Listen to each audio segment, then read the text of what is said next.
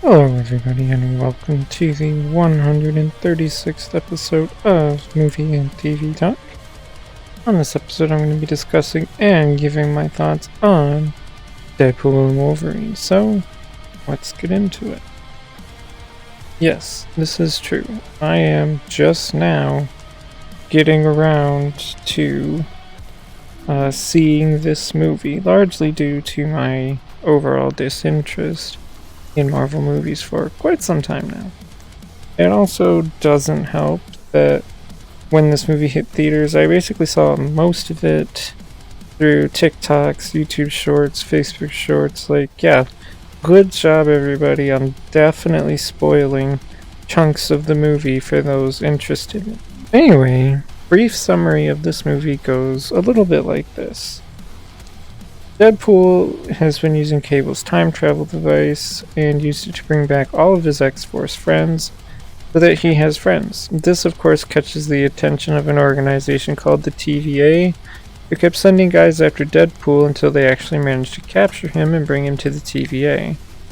The TVA wants Deadpool to be a part of something called the Sacred Timeline because his timeline is no longer has an anchor being, which is slowly deteriorating the timeline, which the TVA guy is trying to speed up by using a device called a Time Ripper. The anchor being happens to be Logan, aka Wolverine. So Deadpool takes the TVA guy's time travel device and tries to find different Wolverines, but does not have the best success because Deadpool brings him the quote-unquote worst Wolverine he could find. They both get sent to some place where all the forgotten things go. Through the movie, of course, Deadpool and Wolverine meet the Human Torch, Blade, Elektra, X-23, and Gambit. The overall villain of the movie is Cassandra Nova, the sister of Charles Xavier, and she is like the ruler of this place of forgotten things. The basis here is that Deadpool and Wolverine all team up with those people I just mentioned to fight Cassandra, and then Deadpool and Wolverine trying to get back via sling ring, yes, Doctor Strange style, but Cassandra ends up following them through the portal. She knows the TVA guy has a Time Ripper that will speed up the rate in which the destruction awaits timeline.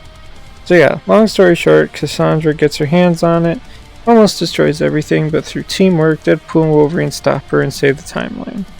That is pretty much the movie. So, what did I think of Deadpool and Wolverine? Well, the first thing I can definitely say is that this movie was far too overhyped for what it is. Not to mention, like I said at the beginning of this, I saw what I'd consider to be like 60% of it through Facebook Reels and YouTube Shorts because of everyone else's hype surrounding this movie. I can't tell you how many social media posts I saw while this movie was still in theaters, calling this movie the best movie ever, and people going to see it like way more than 5 times in theaters. There was just so much damn hype, and now after seeing it, I really don't understand all the hype it generated. It's a decent movie, but it is by no means the greatest movie ever, or even the greatest superhero movie ever, at least to me.